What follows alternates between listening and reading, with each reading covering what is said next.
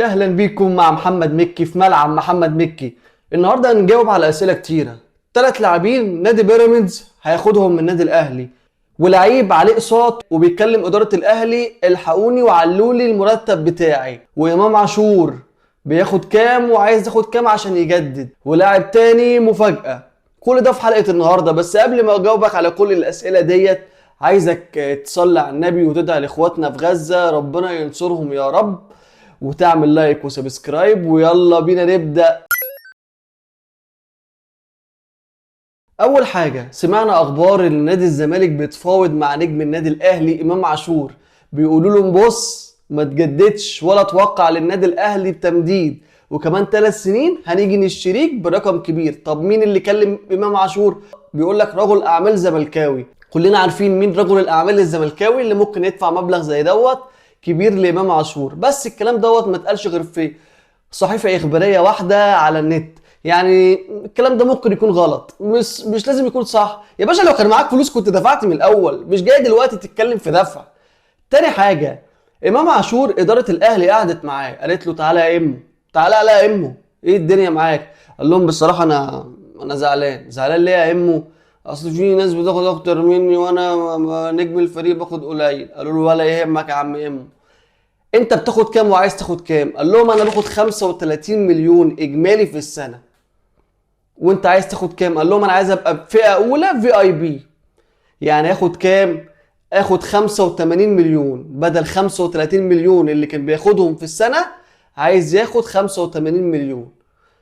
تقسيمتها ازاي؟ 35 عقد وال50 اعلانات، التفاصيل دي ما يهمناش يعني، عشان بس ما بحبش الناس اللي بتجيب لك الاخبار يقعد يقول لك تفاصيل.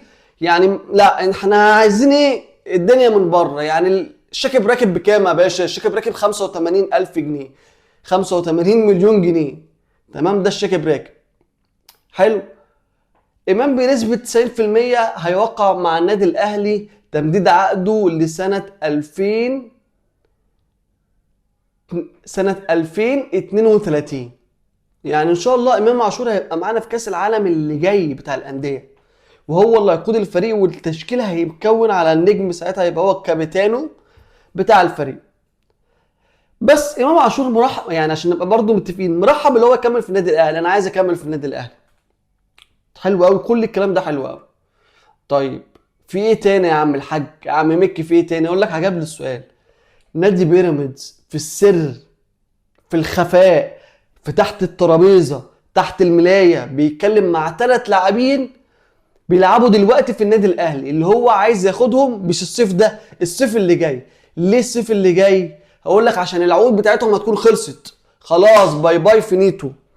فعايز ياخدهم ببلاش زي ما النادي الاهلي عمل في صفقة زيزو. عايز ياخدهم ببلاش، بس بيتفق معاهم ايه؟ ربط كلام من دلوقتي. تمام. طب ايه المقابل؟ يعني هم هبل هيروحوا بكده؟ لا، وعدهم بارقام مبالغ يعني خرافيه، بجد ارقام خرافيه. تمام. طب ال3 لعيبه دول مين؟ هتتصدم لما تعرف. اولا احمد عبد القادر، ده مش مهم وكلنا عارفين. تاني واحد كوكا. تالت واحد ديانج. انا لما كنت طلعت في فيديو هنا قلت لكم اللي ديانج مش عايز يوقع لغايه دلوقتي، الناس هجمت عليا وانت بتكذب وانت بتقول كلام ما حصلش، ديانج ابن النادي وهيوقع لما يرجع من تونس. بس لغايه دلوقتي مش عايز يوقع. بيقول لهم استنوا عليا في موضوع التوقيع دوت. نستنى عليك لامتى؟ قال لهم استنوا عليا لغايه يناير اللي جاي. كلام غريب يعني. من اخر كده هو عايز يوصل لمرحله يقول السعر اللي هو عايزه وياخده، يا اما هيروح نادي بيراميدز. خلاص كل اللعيبه بقت ماشيه كده. طيب في ايه تاني عندك يا عم مكي؟ في لعيب بس مش هنقول هو مين، كلم اداره الاهلي قال لهم انا لسه مشتري فيلا في مراسي وعليا اقساط خرافيه، وانتوا ضحكتوا عليا. انا وقعت على بياض وما كنتش اعرف اللي فيه ناس هتيجي تاخد ايه ال100 مليون. فانا لو سمحتوا عايزين ايه اجدد او اعدل عقدي. قالوا له يا ابني احنا لسه معدلين عقدك ومزودينك. قال لهم لا، ما انا اتضحك عليا، انا عايز اخد ايه؟ فئه اولى في النادي. طب احنا هنزودك، بس مش هنزودك تبقى فئه اولى، هنزودك بما النادي شايفه مناسب. بس يعني حتى الان ما طلعش اخبار اكيده اللي هم الان النادي الاهلي زودوا ولا لا، بس الكلام دوت بيطرح سؤال. يعني انا بحكي لك القصه دي عشان اقول لك سؤال. انت متخيل اللي كده بعد حوار زيزو اي حد في النادي الاهلي يقول لك لا يا باشا انا عايز اخد مبلغ كبير؟ انسى بقى سقف المرتبات والكلام ده. يعني زي ما زيزو هيفيدك في الملعب، هعمل لك لعنه في غرفه الملابس. فالناس اللي وصلت لهنا في الحلقه اكتب لي في الكومنتات، انت شايف الرقم اللي بياخدوه اللعيبه دوت يستحقوه ولا لا؟ تمام، دي اول حاجه.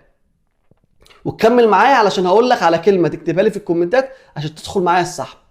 كل فيديو هقول لكم كلمه سر تكتبها تدخل معايا السحب. فكمل للاخر بعد الخبر اللي جاي. الخبر اللي جاي في اتنين من لاعبين النادي الاهلي المهمين جدا يعتبروا بره النادي خلاص. النادي الاهلي مش بيتفاوض معاهم في تجديد، فبنسبه 90% اللعيبه دي مش هتكمل معانا، مع ان اللعيبه دي عملت انجازات كبيره. من اهم انجاز ليهم القاضيه، ماتش القاضيه. مين اللعيبه ديت؟ هقول لك بس لما اديك هنت بس قبليه. نجم كان بيلعب في النادي الاهلي هينتقل لنادي الزمالك بنسبه 90% على حسب الصحف الاجنبيه والصحف اللي بتكتب نسبه الانتقال، كاتبين نسبه انتقاله بنسبه 99%.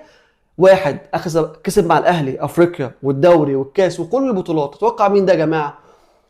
اللاعب بيرسي تاو. بيرسي تاو بنسبه 90% يا جماعه خلاص رايح نادي الزمالك.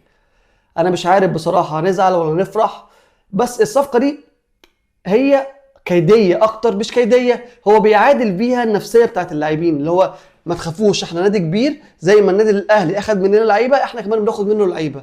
تتوقع بيرسي تاو هيكمل وهينجح مع نادي الزمالك والصفقه دي هتتم ولا لا؟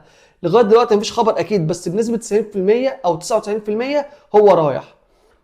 النادي الاهلي بقى بيتفاوض مع اللعيبه اللي تهمه، مش اللي هو اجدد لك، لا بنمد لك العقد قبل ما يجي ميعاد التجديد اصلا بثلاث سنين بنمده لك. فجاء على الاثنين اللاعبين دول ما اتكلمش معاهم، فهم حسوا كده ان النادي الاهلي مش عايزهم. مين اللعيبه ديت؟ اللعيبه ديت اول واحد فيهم حسين الشحات، تاني واحد فيهم صاحب القاضيه قفشه. تتوقع النادي الاهلي هيجدد للعيبه دي ولا لا؟ اكتب لي في الكومنتات. ونخش بقى الحته المهمه، كلمه السر اللي هيخش عليها السحب. الفيديو اللي فات مفيش غير واحد بس دخل السحب بعد ما كتب كلمه السر. كلمه السر هي عايزك تكتب لي ملعب محمد مكي. هعرف انك اتفرجت على الفيديو كامل ووصلت للنقطه دي، فهتدخل معايا السحب اللي جاي. ويا ريت الناس تفجر لايكات، واللي عجبه الحلقه يعمل لايك وشير وسبسكرايب. ويا رب اكون بجيب لكم اخبار حصريه وبس كده.